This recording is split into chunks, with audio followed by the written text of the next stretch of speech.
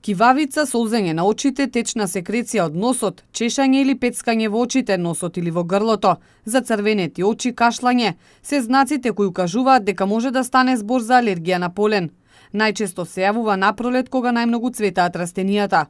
Последната деценија се повеќе луѓе се соочуваат со овој проблем, а меѓу нив има и огромен број млади. Кај нас и во светот се поголем е бројот на алергиските реакции. Би сакала да апелирам како побрзо да се препознаат, за побрзо да се јават луѓето на лекар за да не дојде до последиците од алергиските реакции.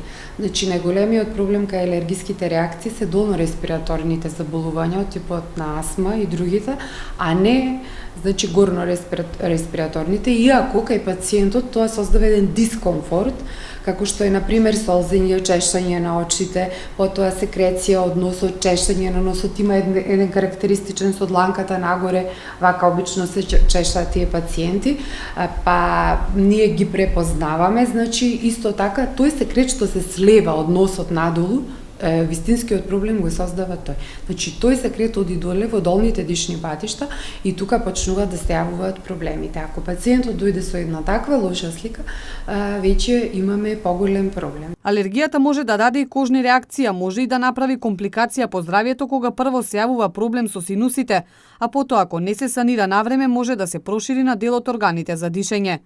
Доколку со алергијата се појават силни кашлици кои траат долго, кај пациентот може да се појави алергиска астма, па тоа мора да се провери кај специјалист. Последиците од самата една таква нетретирана состојба доведува до појава на астмата асоцирана со алергените, што се јавуваат кај одреден тип на пациенти. Значи, тоа најчесто се јавува кај дечињата во одредена возраст, што не е исклучено да се јави и астмата без да ги има другите симптоми, но многу често, значи, започнува, дури може да се препознае кај дечиња со појава на еден контактен дерматит, па се очекува веќе кај тие пациенти да се следат и да знаеме дека може да се јават други останати последици за пациентот.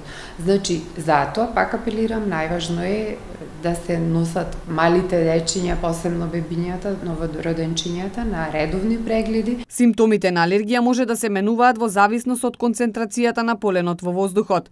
Присутноста на поленот во воздухот е најголема наутро, додека во текот на денот со растењето на температурата се намалува. Алергените го напаѓаат ослабнатиот имунолошки систем. Затоа оние што се соочуваат со нив мора многу да внимаваат на имунитетот.